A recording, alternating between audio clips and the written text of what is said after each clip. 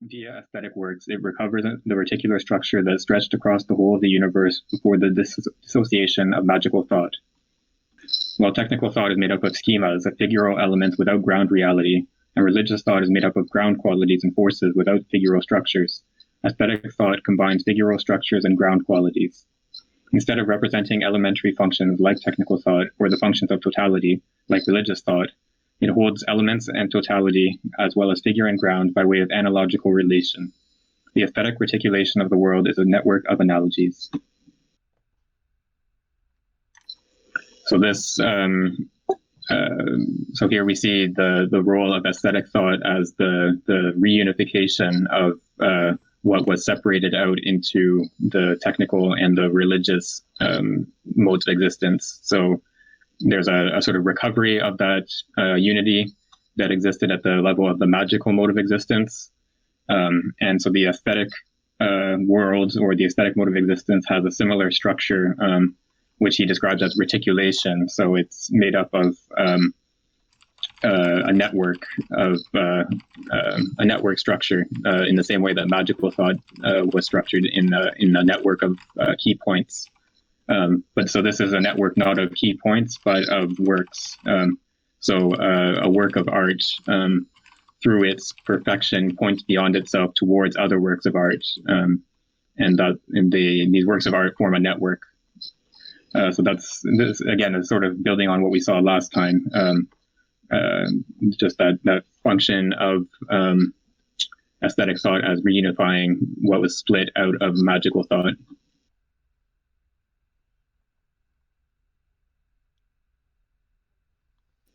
Okay, so it looks like we're recording, so that's good. Yeah, so we'll miss the first little bit of today, but that's fine. Yeah, so are there any other comments on those first couple paragraphs that we just read?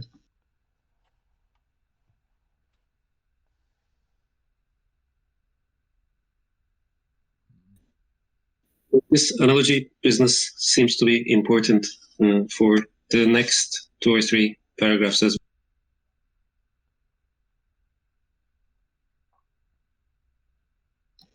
Yeah, I guess we'll see that as we go ahead. But in general, the term analogy is something that he puts a lot of emphasis on.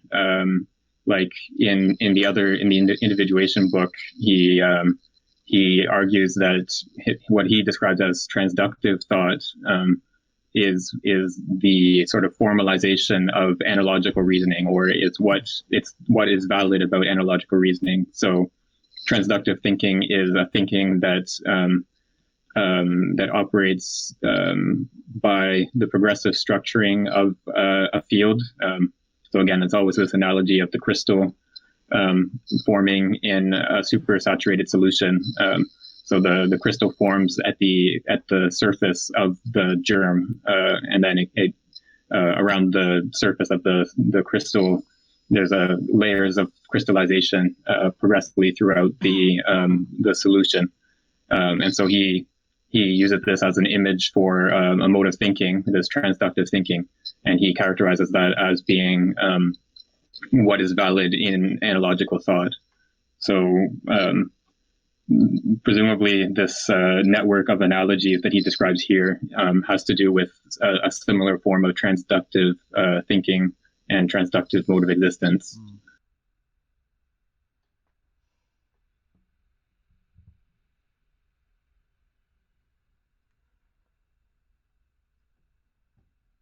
So maybe we can go on to the next paragraph and we'll see some more about this network of analogies. If someone else would like to read. Sure, I can go. The aesthetic work is, in fact, linked not only to the world and to man as a unique intermediate reality, it is also linked to other works without conflating itself with them, without being in a material continuity with them, and keeping its own identity. The aesthetic universe is characterized by the possibility of passage from one work to another according to an essential analogical relation. Analogy is the foundation for the possibility of going from one term to another without a negation of the term by the succeeding one. It has been defined by de Solage as an identity of relations, rapport, in order to distinguish it from resemblance, which in general would merely be a partial relation of identity. Complete analogy is in fact more than an identity of internal relations characterizing two realities. It is this identity of figural structures, but it is also an identity of the grounds of these two realities. On an even deeper level, it is even the identity of modes according to which, within the two beings, there is exchange and communication between the figural structure and the ground of reality. It is the identity of the coupling of figure and ground in two realities. Thus there is no true and complete analogy in the domain of purely technical thought, nor in that of purely religious thought. Analogy applies to what one could call the fundamental operation of existence of beings, to that there is in them a coming into being that develops them by making figure and ground emerge. Aesthetics grasps the manner in which beings appear and manifest themselves, i.e. by splitting into figure and ground. Technical thought grasps only the figural structures of beings, which it identifies with its schemas. Religious thought grasps only the ground schemas of the reality of these beings, according to which they are pure or impure, sacred or profane, saintly or sullied. This is why religious thought creates homogeneous categories and classes, like the pure and the impure, recognizing beings through inclusion within these classes or through exclusion from these classes. Technical thought deconstructs and reconstructs the functioning of beings, elucidating their figural structures. Technical thought operates, religious thought judges. Aesthetic thought operates and judges at the same time, constructing structures and grasping the ground qualities of reality in a related and complementary way in the unity of each being. It recognizes unity at the level of the definite being, of the object of knowledge and the object of operation, rather than remaining, like technical thought, always below the level of unity, or like religious thought, always above this level.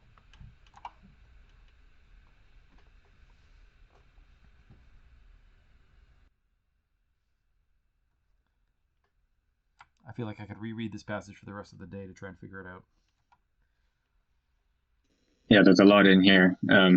Maybe we can go through it sort of in order, like through the paragraph, the long paragraph, and try to figure things out.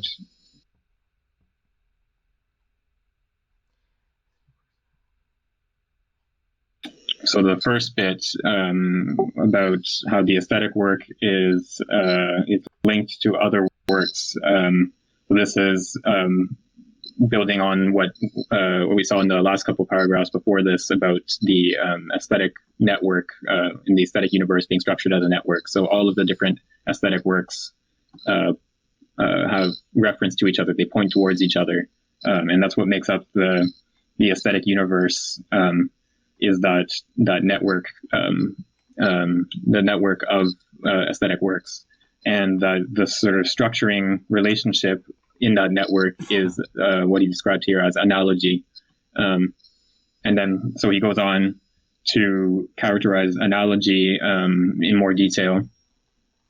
And then analogy, so he argues that analogy in the more sort of fundamental sense that he wants to use it here, it has to do with not just the figural aspects of a being and not just the ground aspects, but with the relationship between the figure and ground in two different beings. So it's analogy here is a relationship between relationships. So within each being, there's a relationship between the figure and ground aspects. And then the analogical relationship is between two such beings and between the relationship between figure and ground in one being and the relationship between figure and ground in another being. So there's a correspondence of structure between one being and another being. So in this case, one work of art and another work of art. They have this correspondence of structure in terms of the way that the ground and the figure are related to each other.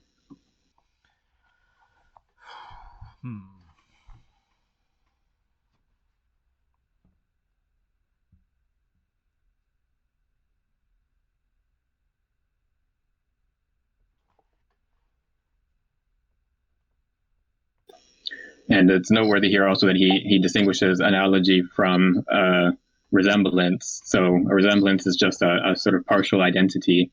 It's like sharing certain properties and not others, or sharing properties to a certain degree, but not completely. And so that's not what he has in mind here. So analogy is a structural correlation rather than a partial identity, which is what resemblance would be.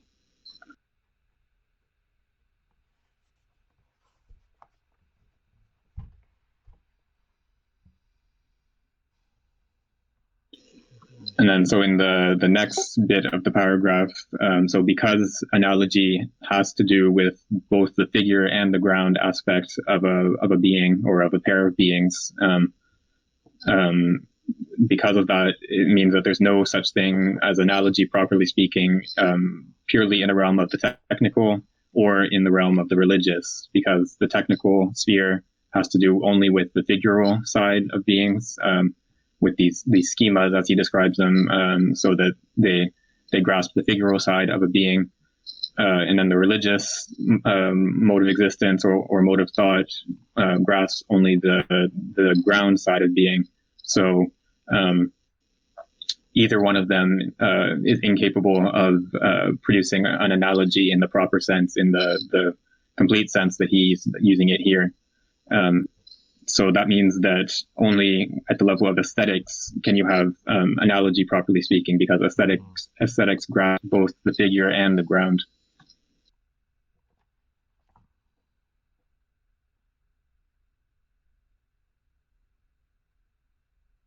It seems to me to make a connection with the other work in the visualization book. Analogy and aesthetics seem to have some kind of privileged relation to what he calls pre-individual there, maybe? Yeah, I think we can probably map onto the pre-individual, the ground function here, to at least to some extent. So the ground aspect of a being and the pre-individual milieu out of which the individuated being arises would be sort of correlated concepts. And then so the aesthetic mode of existence, what distinguishes it from the purely technical is the fact that it precisely grasps that the arising of the figures from the ground, or which would correspond to the process of individuation out of the pre-individual. So yeah, in that sense, yes, the aesthetic does grasp the pre-individuated, whereas the technical mode of existence only grasps what is already individuated.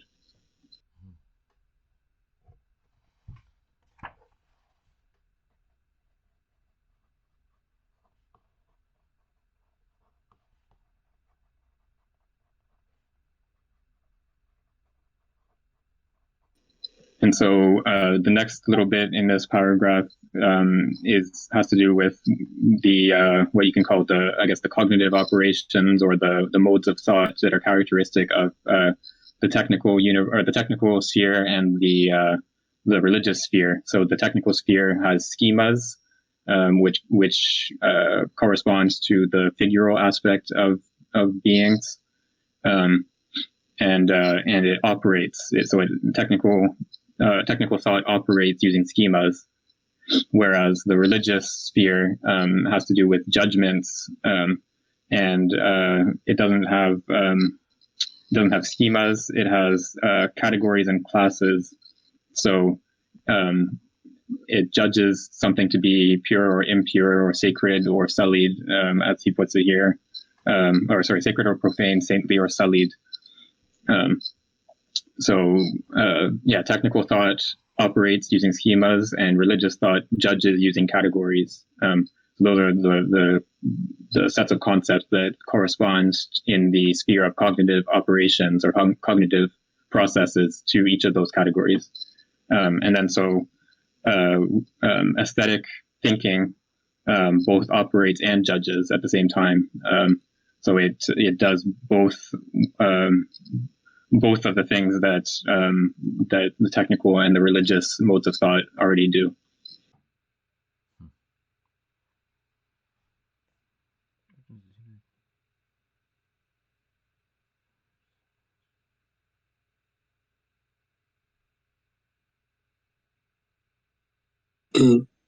while reading this passage, I also thought about one particular passage in Merleau-Ponty, Visible and Invisible,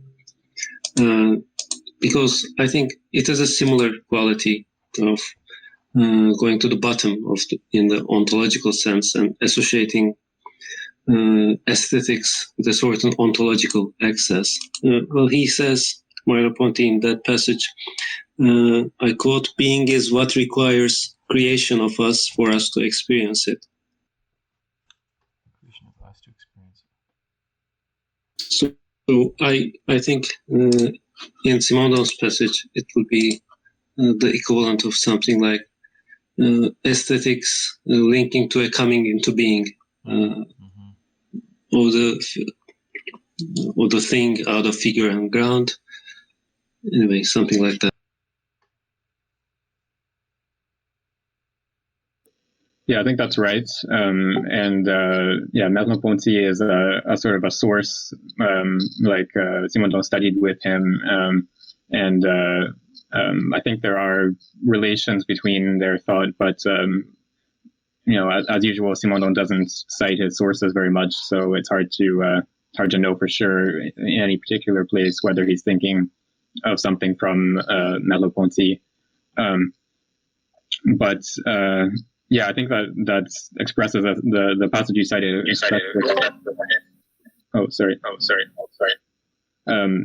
The passage you cited expresses a similar thought, so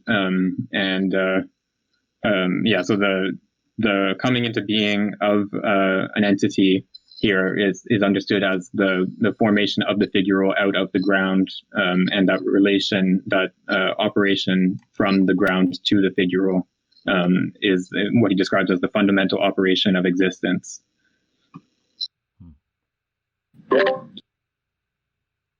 Can I ask a question, and kind of in relation to that last statement? And I apologize about the beep. That it seems that's the technical constraint that you alluded to in the passage there. That the technical kind of has a way of expecting the end user or the human interacting with the technical to be constrained a certain way. So that's what I sort of picked up on, and I can't remember exactly where in the passage or how Simondon worded it. But I have a question, though, going back to the notion of the interplay, the interaction between the technical and religious in the aesthetic experience, that the two are involved. And as you were reading that, I was thinking, and my question is, do you think that it is the technical precursor must reveal itself prior to the religious coming into formation as part of the figure? Since they're both at play in the aesthetic experience, I guess my basic question is, in order to have the aesthetic experience and with the involvement of this idea of the schema, does the technical kind of come before the religious cognition or the religious processes?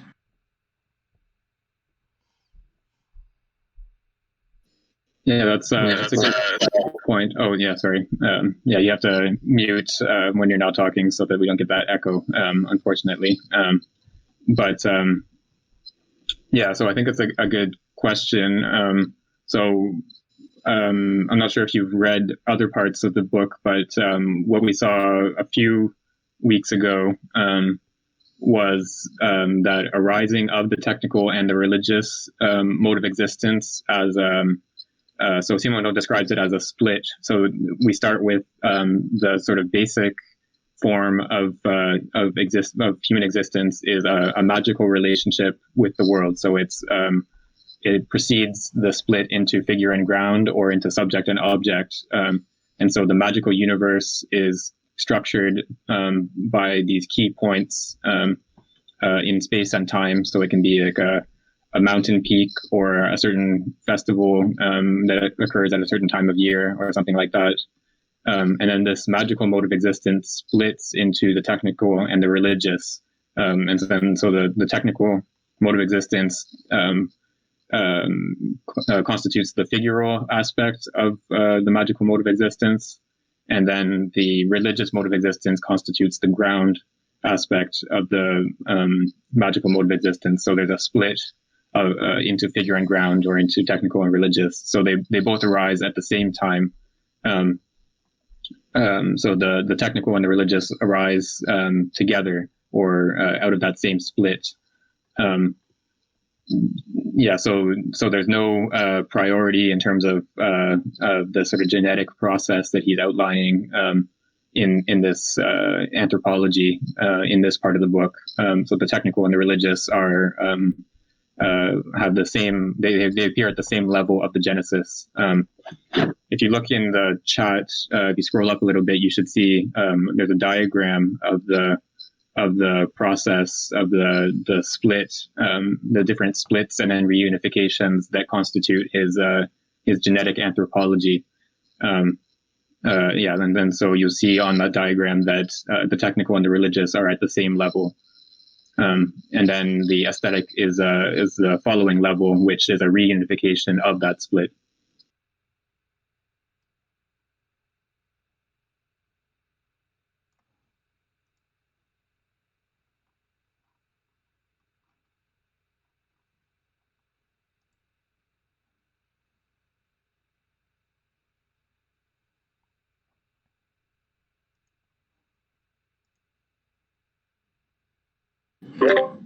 Great. I will review that diagram. I guess one of the questions that I have, but I'll have to, go back to the earlier readings, do more of the reading, is whether the magical experience, or the magical mode of existence, is like a first stage before one can transcend it. Is that like a very primordial state of existence?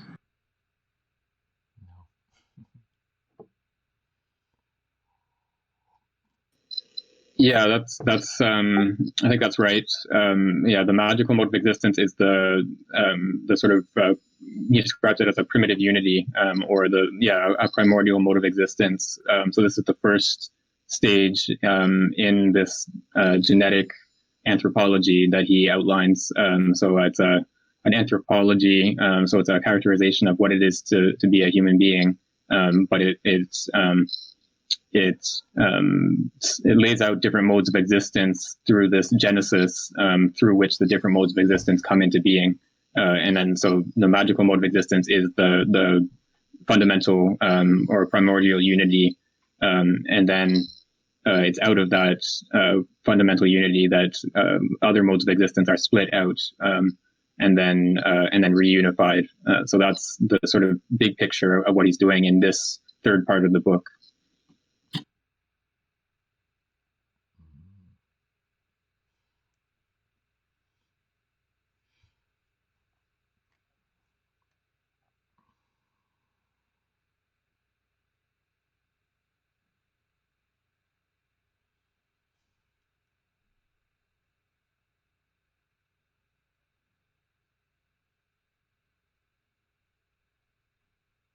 So I was just trying to repost the image there.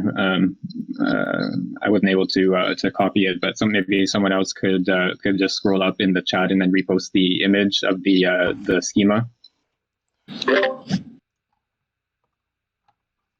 Yeah, I guess I could retry that, or somebody else. But it's I think I saw it. It's posted by Hera. Is that correct? The sort of diagrammatic slide. Is that the one?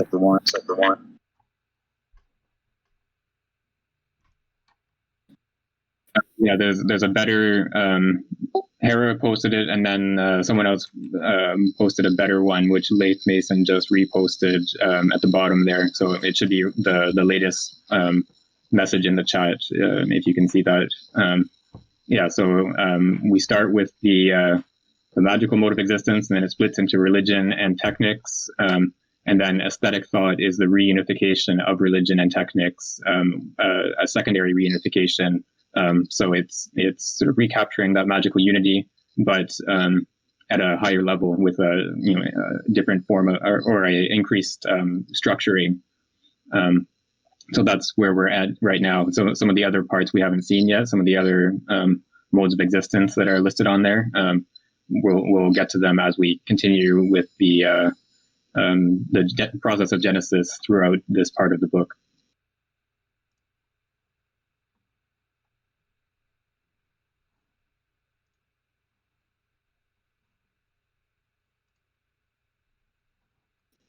Okay, so I think we can go on to the next paragraph if someone else would like to read. So we're at the paragraph, it is due to the fact.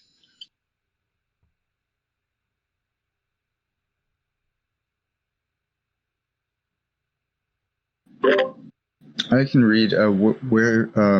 Which paragraph are we on? It is due to the fact. Is there a number there? I see like 250, 251. It's just following 262 along the side. Okay. Here, 1 second.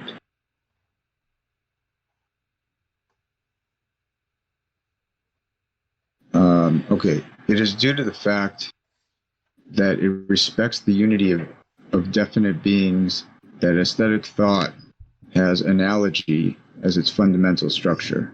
Technical thought fragments and pluralizes beings because it privileges figural characteristics. Religious thought incorporates them into a totality in which they are qualitatively and dynamically absorbed, thus becoming less than unity. In order to grasp beings at their level of unity and to grasp them as multiple without annihilating the unity of each through division or incorporation, each being must be operated and judged as a complete universe without excluding other universes. The constitutive relation of the beings coming into being, that which distinguishes and reunites figure and ground, must be able to transpose itself from one unity of being to another unity of being. Aesthetic thought grasps being as individuated and the world as a network of beings in a relation of analogy. Thus, aesthetic thought isn't simply a remnant, souvenir of magical thought. It is what maintains the unity of thoughts coming into being, as it splits into techniques and religions, because it is what continues to grasp being in its unity, whereas technical thought grasps the being below the level of its unity, and religious thought above it. Should I continue to the next paragraph? I think we can stop there. Okay. Yeah, so we can stop there and go over what we just read, and then we'll go to the next paragraph, which is a long one. We'll do that afterwards. So this, we see here again, something that we didn't discuss, but it was in the previous paragraph, is this relation to the unity of being. So the technical mode of existence is, let's see, make sure I get this right.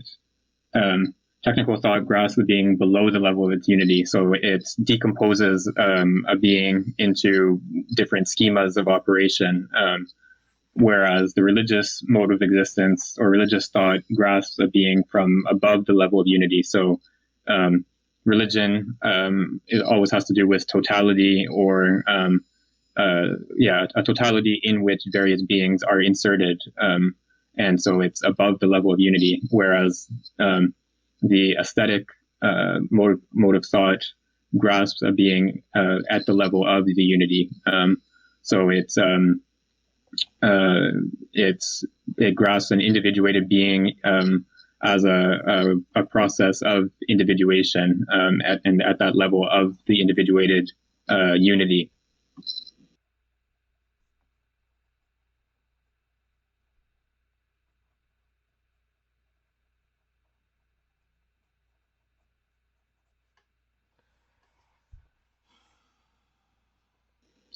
And then, sorry, go ahead.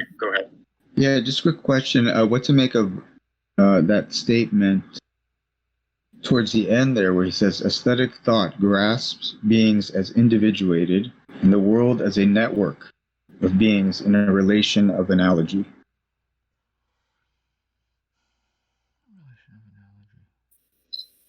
Yeah, so the idea here is that each being understood in aesthetic thought, so each work of art or other being that is treated as having aesthetic value, it is grasped at the level of unity, as I was just describing.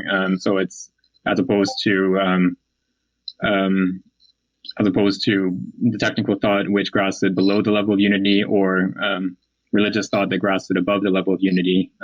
So each individual being is grasped at that level of unity. And then each of those beings has that relation of analogy to other beings, other works of art, and they form a network through that relationship of analogy. And so the aesthetic universe, or the universe of the aesthetic mode of being, is structured in the form of a network of analogical relationships.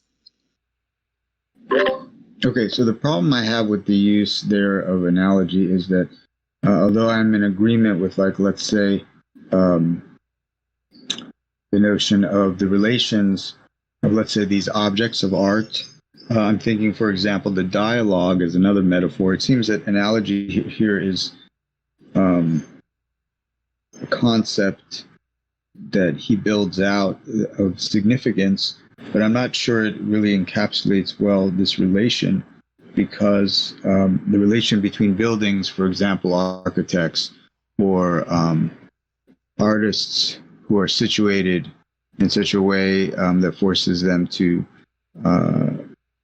kind of carry on with a unspoken dialogue amongst other artists that they are in community with, whether they're actually have relations with those other artists or have been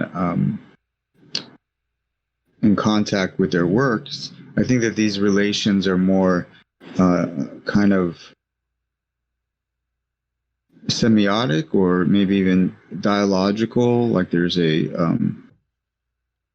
and so it seems that Simondon is referring to those types of relations as analogy.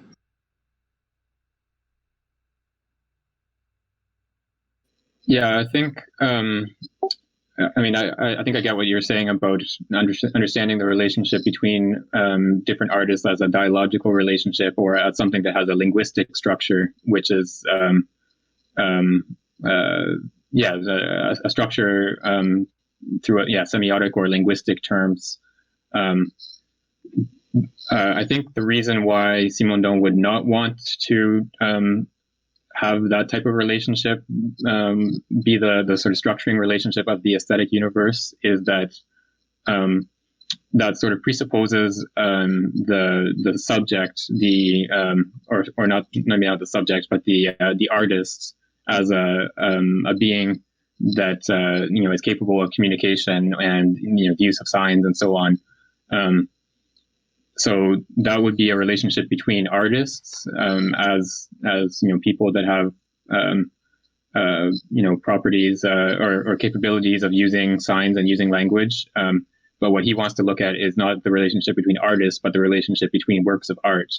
And so that relationship is this structural relationship of analogy, which is more fundamental than the relationship between artists through signs and through language. So this is what underlies that, or part of what underlies that capacity. So in order to, okay. I mean, that's something to contemplate, because I don't discount the idea that there may be other processes at work, but I just feel like, again, isn't there something that infuses the artworks and makes it difficult for them to really be completely singular? I mean, what actually causes some of the individuation is a kind of recomposition. Isn't there some degree of influence from the network of the individuals producing the art? Just further to what Nan was saying, I think that might also bring us back into the universe of resemblance. So like when you start to appeal to discourse between people and dialogue and a kind of linguistic semiotics, that you're kind of premising the analogy on resemblance, which is something that he's trying to get away from. I mean, that's what I'm hearing coming out of this dialogue between the two of you. Yeah, I think that's right.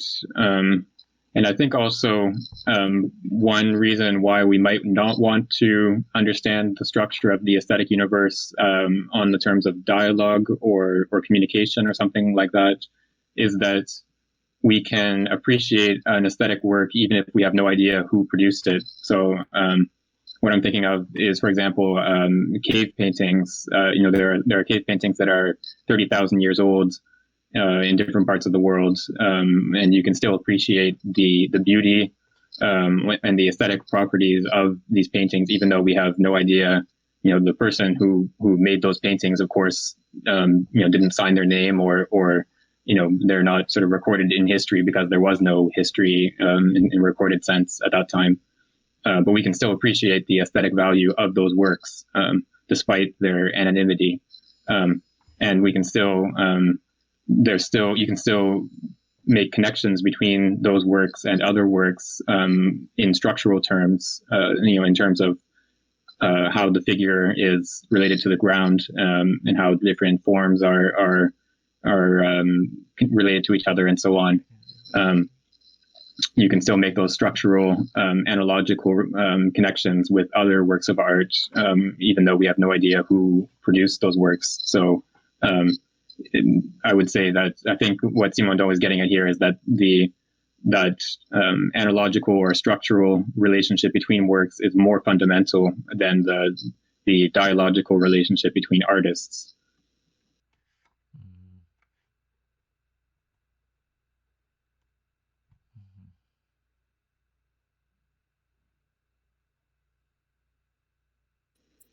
I should also say, though, we don't need to, of course, we don't need to accept everything that Simondon says. Of course, we're trying here to understand the work, the text in front of us, and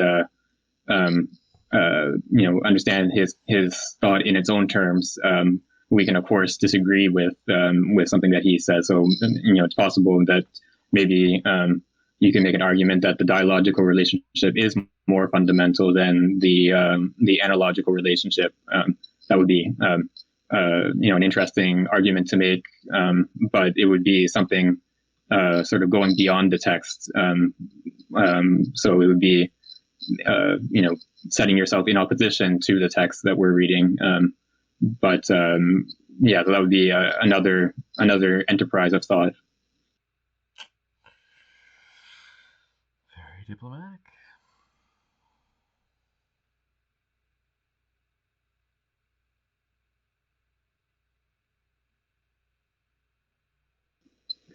Okay, so I think we can go on to the next paragraph, which is long. It looks like it's like 2 pages long, but I can read this one. The aesthetic work is not a complete and absolute work. It is that which instructs as to how to move toward a complete work. which must be in the world and a part of the world as if it really belonged to the world, and not simply as a statue in a garden. While statues are beautiful in and of themselves, they do not make a house or a garden beautiful. A house and a garden are beautiful in their own right. It is by virtue of the garden that the statue can appear as beautiful, not the garden by virtue of the statue. It is with respect to the entire life of a man that an object can be beautiful. Furthermore, it is never the object, strictly speaking, that is beautiful.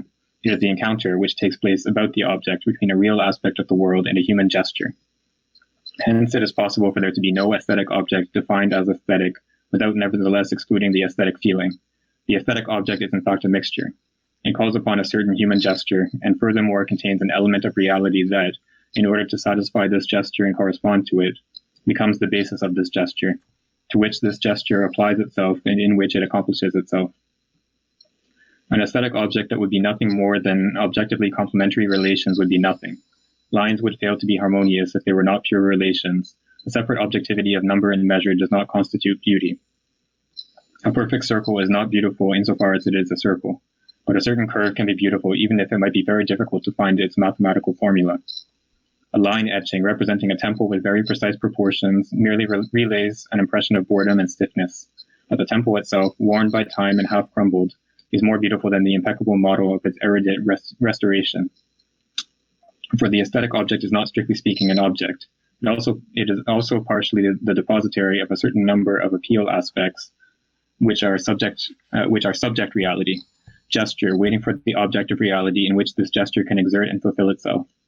The aesthetic object is both object and subject. It awaits the subject in order to put it into motion and solicit in it perception on the one hand and participation on the other.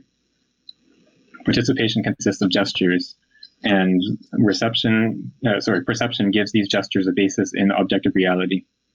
In the perfect model with its exact lines, indeed, one finds all the objective elements represented, figuré, but there is no longer this echoing or appealing that gives objects the power to give rise to living gestures. Indeed, it is not the geometric proportions of the temple that give it this aspect of an appeal, but the fact that it exists in the world as a mass of stones, of coolness, darkness, and stability, which inflect our powers of effort or desire, our fear or our élan in a primary and pre-perceptive way. The qualitative load that is integrated in the world is what turns this block of stones into a stimulant, moteur, for our tendencies, rather than any geometric element that interests our perception. What remains on the sheet of paper where the reconstruction is drawn is nothing more than a geometric characters. They are cold and meaningless because the arousal of tendencies has not been provoked before they are perceived. The work of art is aesthetic only to the extent that these geometric characteristics, these limits, receive and fix the qualitative flow. It is hardly useful to speak of magic to define this qualitative existence. It is biological as well as magical. It concerns the spontaneity of our tropisms, our primitive existence in the world before perception as a being that does not yet grasp the objects, but directions, paths going upwards or downwards, towards darkness and toward light. In this sense, the aesthetic object is ill-named insofar as it evokes our tendencies. The object is an object only for perception when it is grasped as a localized hic et nunc. But it cannot be considered as an object in itself and prior to perception. Aesthetic reality is pre-objective in the sense that one can say that the world is above all an object. The aesthetic object is an object at the end of a genesis that confers stability upon it and cuts it out. Before this genesis, there is a reality that is not yet objective, even though it is not subjective. It is a certain way of being in the world for the living thing, comprising the appeal, directions, tropisms in the strict sense of the word. Jesus.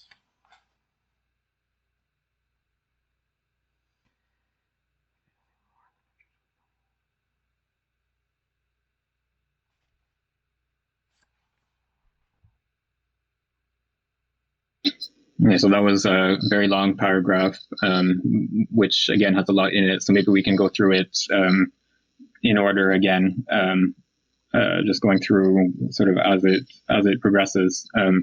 It's also maybe worth mentioning that this type of paragraph is, I think, very characteristic of his style. This sort of sequence of clauses with semicolons that sort of progressively develops is an instance of what he describes as transductive thought. So it's the thought sort of develops itself progressively over the course of a long paragraph and a series of semicolon clauses.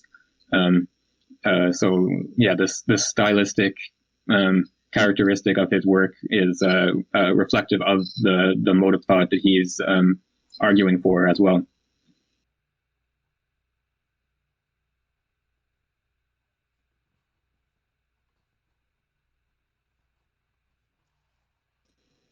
So the first bit here is he distinguishes between what he calls an absolute, complete and absolute work, uh, and then the aesthetic work, which is not complete and absolute. So the beauty of an aesthetic object has to do with its placement in a world, rather than being sort of self-sustaining. So it's not the statue that makes a garden beautiful. It's a beautiful garden that makes the statue in it have a sense of beauty.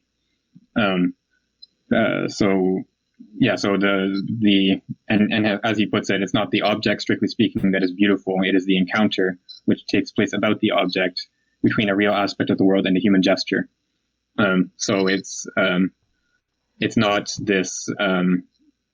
It's not the object considered as a sort of self-sustaining and self sort of enclosed entity, which is beautiful. It's the object placed in an environment and then encountered by a human being that is beautiful.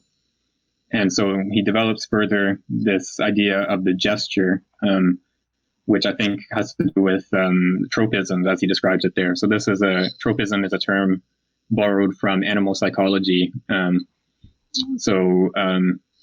It characterizes the behavior of certain animals with relatively simple behavior, where they, for example, or not just animals, but bacteria as well. So they will, for example, either flee the light and head towards darkness, or they will head towards the light. So the world of that animal or that living being is just structured by a polarity of light and darkness. So they head towards light or away from light. But that polarity of light and darkness is the sort of fundamental structure of their world that they behave in. And so a tropism is just a directedness to some property of the environment. So you can have phototropism, so related to light. You can have, I don't know, chemotropism. I'm not sure if that's the word that is used, but you can have tropisms related to a gradient of the chemicals in a solution. So bacteria will swim up the gradient towards the higher concentration of sugar in the water, for example, or something like that. So you can have different tropisms based on different polarities within the environment. And so he characterizes this polarization of the environment and this relationship to this polarization as a gesture. So in a work of art, we are always related to it in this tropistic way. So we recognize the dark and the light, or the different aspects of the work through this tropistic behavior that the work elicits in us. Yeah, super cool.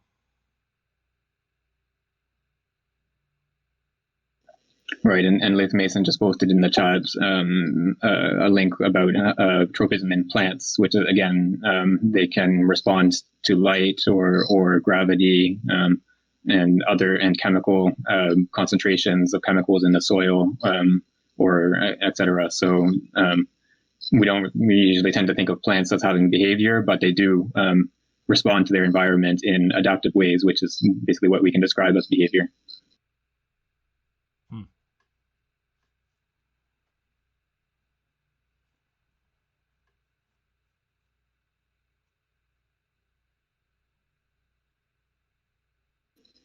And so it's this aspect of the gesture and the tropism that makes it that makes the work of art more than just a sort of pure harmony of forms.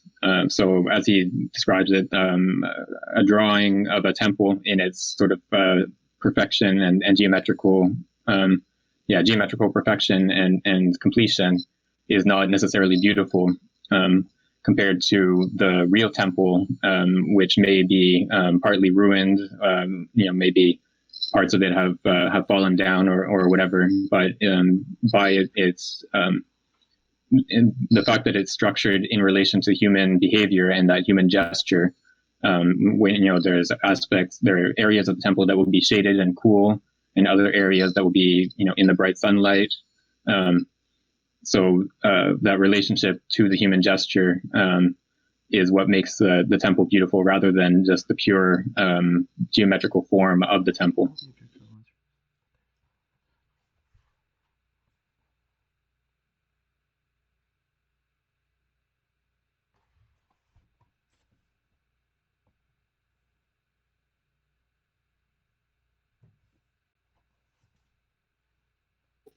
And then another aspect of that gesture, or another consequence of the gestural character of the aesthetic object, is that the aesthetic object is not strictly speaking an object, or is not purely object. It has an objective aspect to it, but it also has this subjective aspect to it. So it requires the subject to, as he put it, to put it into motion and solicit it in perception. So it's only through the capacities that a subject has to respond to different properties of the environment and different polarities in that tropistic way. It's only because of those capacities that an aesthetic object is aesthetic. So it's always the encounter of that object with a human, with those tropistic capacities that produces beauty. It's not the object itself that has beauty considered in isolation. There's an interesting question. I think it's not certain to what extent beholder's share, as it is called, should have the final word in determining the aesthetic feeling. One more time. Right. There's I guess you can so there is a certain subjectivity in what he's describing here, this tropism, as eliciting an aspect of the work of art or the aesthetic object. So there is a subjectivity in the sense that these tropisms will differ from one subject to the next. So not everyone responds in the same way to light and darkness, or to color and form and so on. But I think what he would want to say is that this the work of art relies on sort of fundamental biological capacities to respond to tropisms, rather than more, I guess you could say, cultivated capacities. So again, the more cultivated capacities would be something on the lines of linguistic or cultural standards of a work of art, whereas what he wants to point to here as being the more fundamental structure is the sort of basic biological capacities to respond to light and darkness, or movement, or shape, and so on. And so these are sort of pre-human capacities that are part of what that are elicited by the work of art. So I think he would take them as being not subjective in the sense of being particular to an individual subject, but universal in that sense.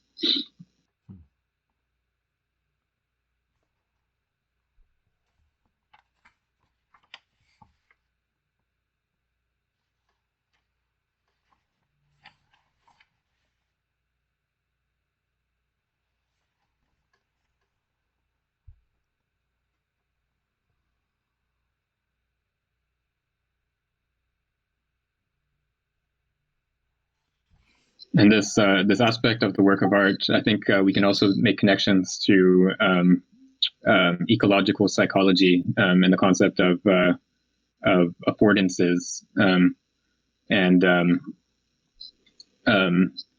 so it has to do with the aspects that are that make a work of art or an aesthetic object. The aspects that make an aesthetic object aesthetic are not just sort of purely contemplative aspects.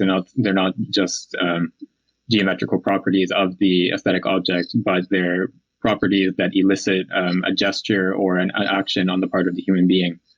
And so the question in the chat here is about my characterization of these capacities as pre-human. So does that mean that animals respond to textures as humans do? I don't think it would necessarily mean that. And of course, there would be variation between different animals in terms of what types of response they have to different textures or other properties of aesthetic objects. But what I was getting at is that there are these sort of fundamental structuring properties of environments in which animals live and behave and move around and so on. So these properties of light and darkness or temperature, the presence of different chemicals, which we can detect through smell or taste. Those properties are aspects of the environment that they don't depend on human beings, but human behavior is responsive to those aspects of the environment. So textures would be one sort of pre-human aspect of the environment that human beings can respond to through behavior. And then other animals might have different responses to some of those textures, but the textures themselves are not dependent on human beings for their existence.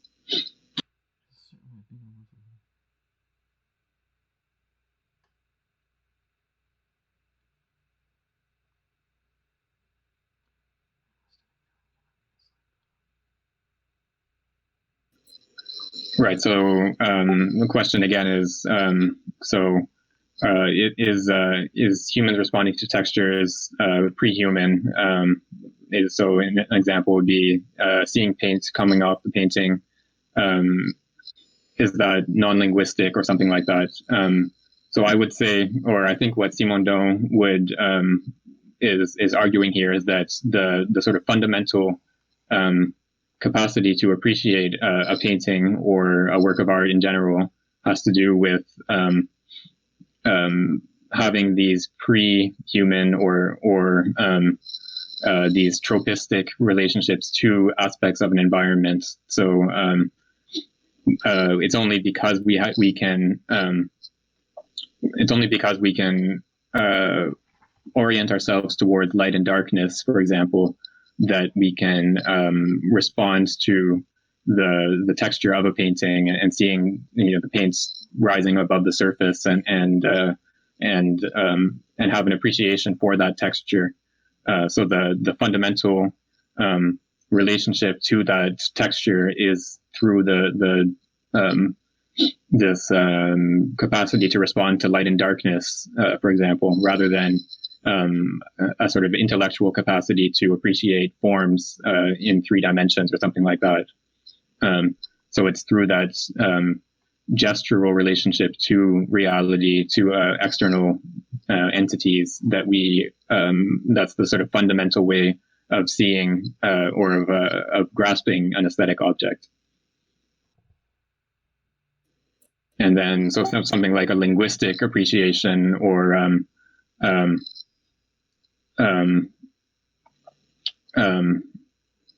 something like a linguistic or a cultural appreciation of an aesthetic object would be a more derived capacity, which would be developed through training in a certain intellectual, artistic context and so on. So there are I'm thinking of medieval or Renaissance paintings have a sort of a code where different objects represent different.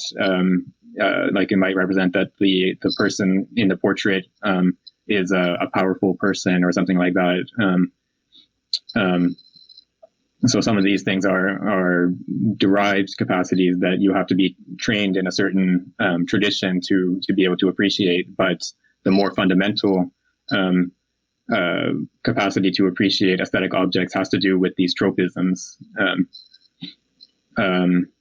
Yeah, so then another question is, where does the painter's gesture come in from Simondon's point of view? Yeah, that's an interesting question, because so far what we've seen has to do with the reception of a work of art or an aesthetic object rather than the creation of the aesthetic object. So I think if I would hazard a guess, I think that there would be an analogical relationship between the painter's gesture and the gesture that is elicited by the painting in the person who sees it. So he mentions here like a curve in a painting or a statue or whatever it is, this curve that might it can be beautiful even though its geometrical properties might not be it might not be a simple curve like a circle or an ellipse or something like that. The same gesture, or the painter makes the gesture to produce that curve, and then you as the viewer who sees the painting, the painting elicits a similar gesture or a similar curve in, say, the movement of your eyes across the painting, or there might be a sort of a tendency, which of course you're not going to realize, but a tendency to move your hand in the same gesture as to produce the painting. So there would be an analogical relationship in that the gesture that the painting elicits in the viewer, it has the same structure as the gesture that produced the painting in the first place. That would be my guess as towards what Simondon would say about that, but I'm not sure if it's possible that he might discuss that later on in the text. I don't remember.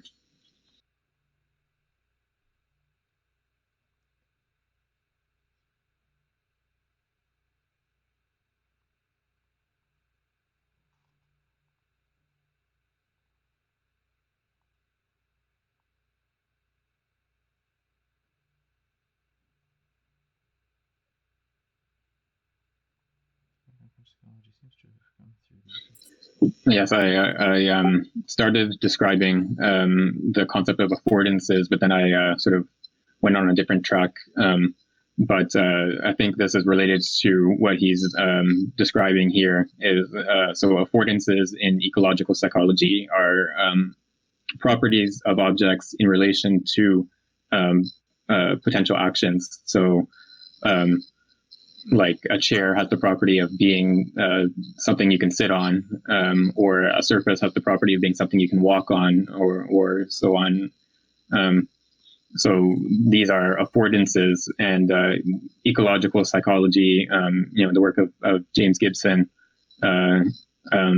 argues that perception is fundamentally structured by these affordances. So what we fundamentally perceive are not objective properties of objects, but affordances in what the objects offer towards action.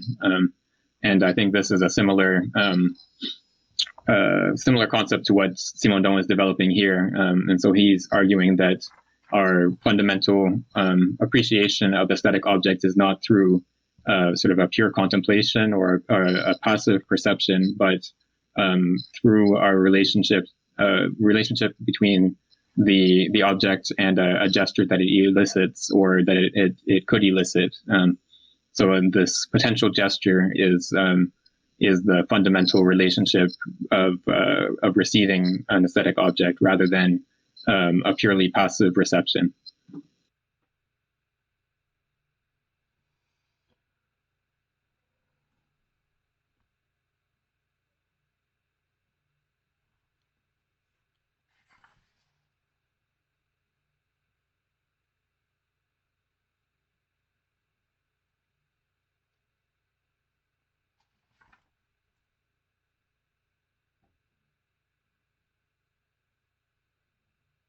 Aesthetic reality is pre-projected in the sense that one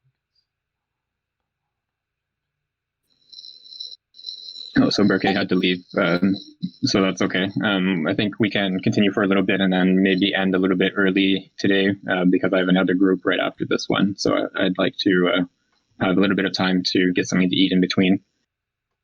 Yeah, so the next bit in that long paragraph is has to do with the relationship between this this tropistic appreciation of the aesthetic work and perception.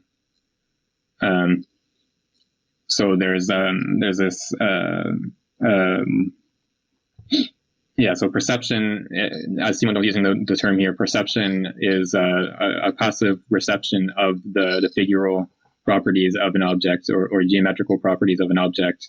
But he's characterizing the aesthetic, the relationship to an aesthetic work as pre-perceptive, and so this tropistic relationship is pre-perceptive in that sense because it's related to action, whereas perception is a purely contemplative reception of the properties of the object, as Simondon is using the term here.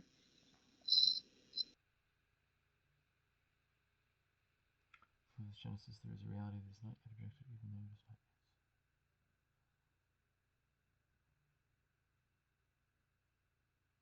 Yeah.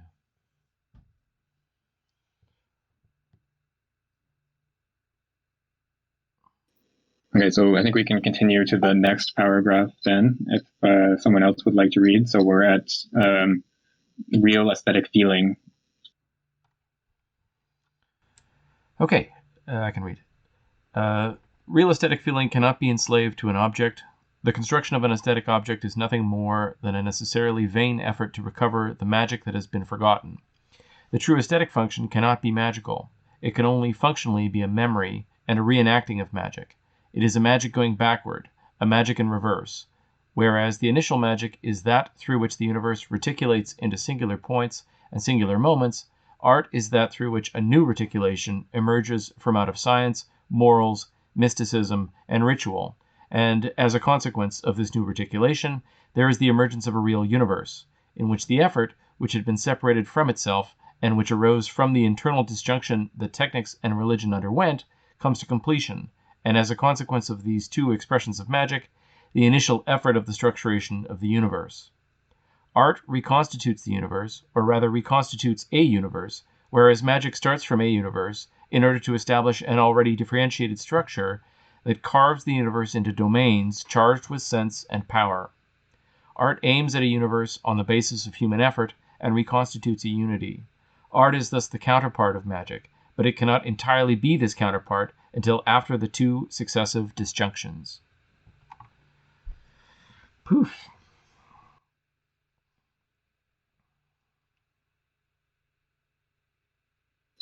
Right. So here we have the distinction between the magical mode of existence and the aesthetic mode of existence. So in one sense, the aesthetic mode of existence repeats the magical mode of existence or returns to that that unity that was characteristic of the magical mode of existence, but it also it doesn't just repeat the magical mode of existence. So it's fundamentally secondary to that split into technical and religious. So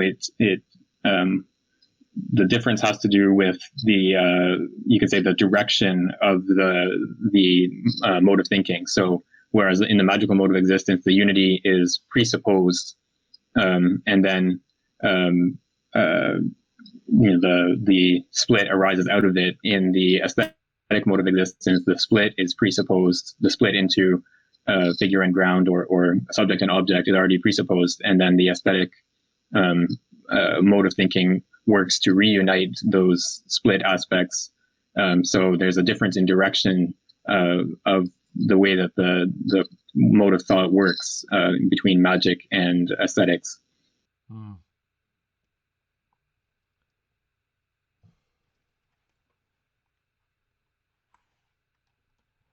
Is the technical object going to come back in here?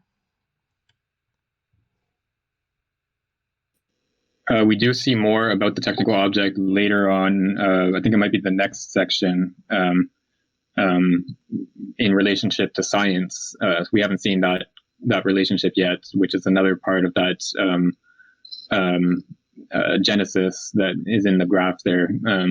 So we'll see more about the technical object in relation to science, but I'm not sure if there's any more in relation to art. I can't remember for sure. Okay.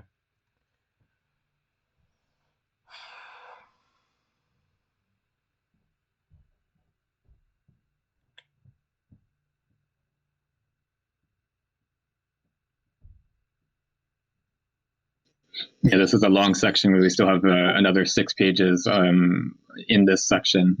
So we're not going to finish it today, but maybe the next time we'll finish it. Maybe we'll read one more paragraph and then we can end it for today. So I can read the next paragraph. There are 2 partial forms of art, sacred art and profane art. Art can intervene as a mediator between the mystical attitude and the ritual attitude. This art is like the act of a priest without being what constitutes a priest. It rediscovers something of the mediator that has disappeared within the breaking apart that led to the appearance of the mystical attitude and the ritualistic attitude in place of religion.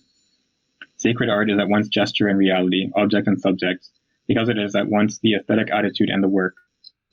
The work can exist only as something that is played. It comes from inspiration. Art is made of artistic activity and of the objectivized, actualized work.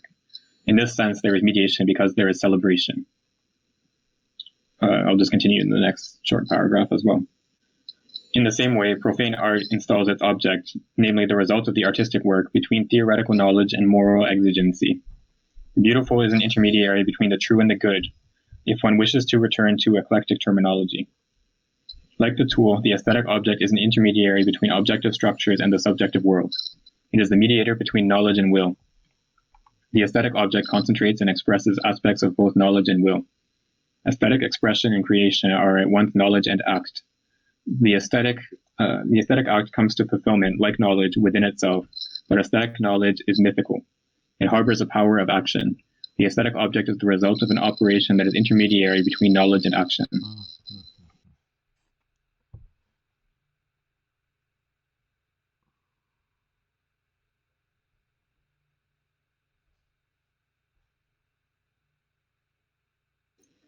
So here he introduces the distinction between sacred art and profane art.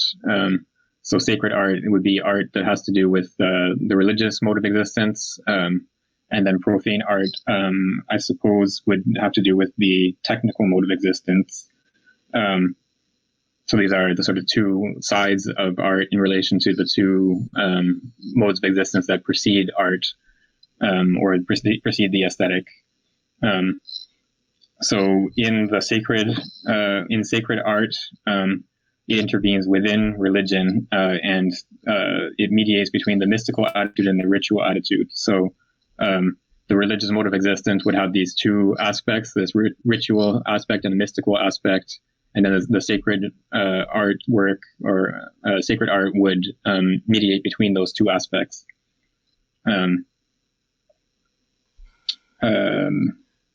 Right, so we haven't really seen that split within religion into the mystical attitude and the ritual attitude. He just sort of introduces it here without really explaining it. But it looks like, so it looks like there's a similar type of split of the religious mode of existence into the mystical and the ritualistic, in the same way that the magical mode of existence splits into the technical and the religious.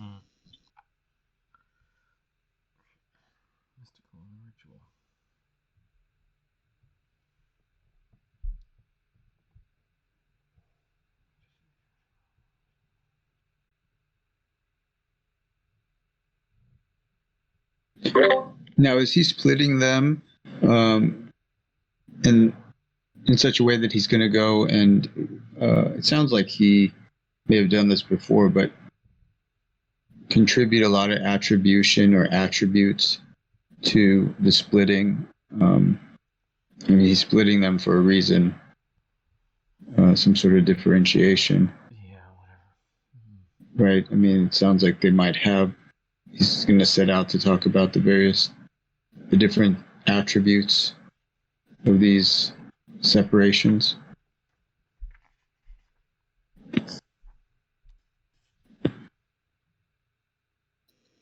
Yeah, so this split doesn't seem to be as fully fleshed out as the previous one. So the split into technical and religious mode of existence, he definitely does sort of explain the different attributes of those two modes of existence, as the figure and ground, or the subject and object sides of the split. But this split, he doesn't really explain what it consists in. He just sort of, I guess, presupposes that we know what a mystical attitude and a ritualistic attitude would mean. He doesn't really explain that for us. I can't remember if he develops that in more detail in the rest of the section that we haven't read yet. But so far, from what we see now, he hasn't explained what that split consists in. And so, what about this intermediary, though? He says the aesthetic object, was it? That's an intermediary between, if I recall correctly, I don't have the text in front of me, the profane and the sacred. Well, the aesthetic object is just a mediator. So it's not the profane and the sacred that it mediates between. It's the profane and the sacred are two forms of art. He describes as partial forms of art, and then the sacred form of art would act as a mediator between the mystical attitude and the ritualistic attitude within religion. So if we think of that diagram again, religion would be split into a mystical attitude and a ritual attitude, a ritualistic attitude, and then the sacred art would be the mediator between those two forms of religion, or two attitudes within religion. So yeah, that's the role that this partial form of art is playing. The sacred art is playing that mediating role.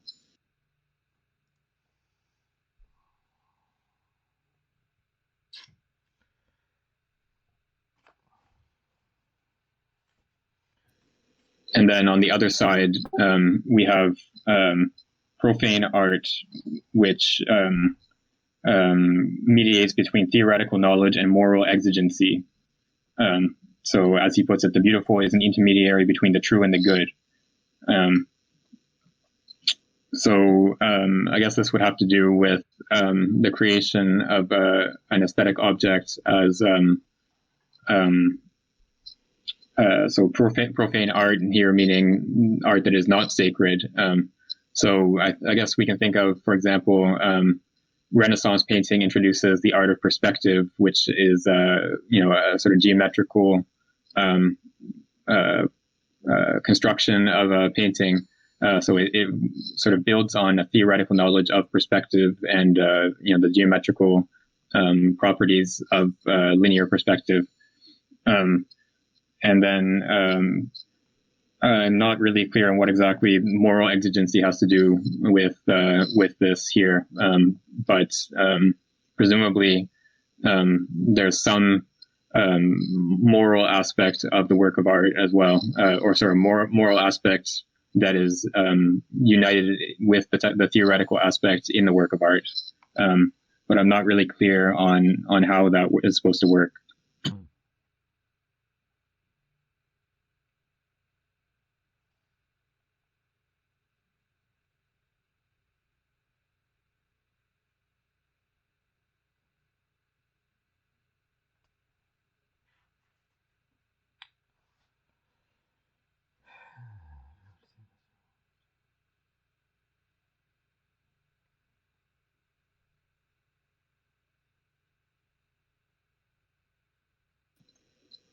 Possibly, this is just a guess, but this possibly has to do with the gestural character of the work of art that we saw in the previous paragraph. So, insofar as a work of art elicits an action from the viewer or the audience, yeah. So, insofar as it requires that.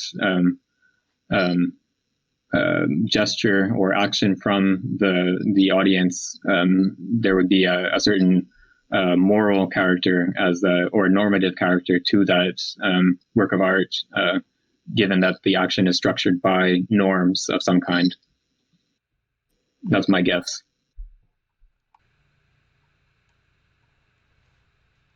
I mean, that makes sense to me. Because I was thinking in terms of how my earlier question about the technical object was kind of about, well, what about things like modernist art, which are often sort of, lots of geometry and very diagrammatic and very sort of abstract and sort of resembling diagrams of a technical object in certain examples, and sort of how that might be a profanation or something like that, or that it would be that it would sort of encounter like there would be some moral judgments that would be ascribed to it when it first sort of came on the scene in terms of challenging people's perceptions or something. Yeah, sorry, I missed a part of that. But I think you were talking about modernist art and how it relates to a technical object. Yeah, I was just saying that I only got part of what you said because it sort of froze. I guess that was probably when it crashed on your side. So you were talking about the way that the technical or modernist art and its relation to the technical object. Right, and just that it might be understood as a kind of profanation or something like that. That it might be, a kind of like that the moral agency, that the kind of the reaction to the gesture would be one that would be where people would find it immoral or something like that, or they would find it against. I don't know. I'm struggling for words here, but just that they would find it against a sort of dominant aesthetic or something like that in a way that would possess this kind of moralizing around it or something. Yeah, that's another possibility that I hadn't thought of. So I guess you could think of the sort of reaction that like Cubism, for example, or other forms of non-representational art elicited at the time they were introduced, where people had this reaction of horror, and they caused a sort of scandal. Like I know in Nazi Germany, there were like exhibits of what they called degenerate art of different forms of non-representative art, like Paul Klee and Kandinsky, I think, and people like that were exhibited as degenerate art. So this type of moralizing attitude toward the artistic work, as something that is a profanation of something that should be sacred. I think that could be part of what he's getting at here as well. I'm not sure. Yeah, that's great. You get what I'm saying for sure with the example that you just gave, for sure. I think we should call this to an end, maybe. Eh? It's just the time is left. Sure. Yeah, I think that makes sense. That will give me some time to eat something before the next group starts. So, do you know if you got the recording or not? I think it's been working. Yeah, so I'll save it out and reduce it down to an MP3 or something, and I'll hand it over to 61 to put up on YouTube. I'll put it on Google Drive somewhere. Yeah, that would be great. Thanks for doing that. Hopefully that we'll be able to do that in future and keep the recordings going. Yeah, sounds good. Thanks a lot for everything again, Nun. We'll have a good second session. Yeah, thanks. See you. Bye.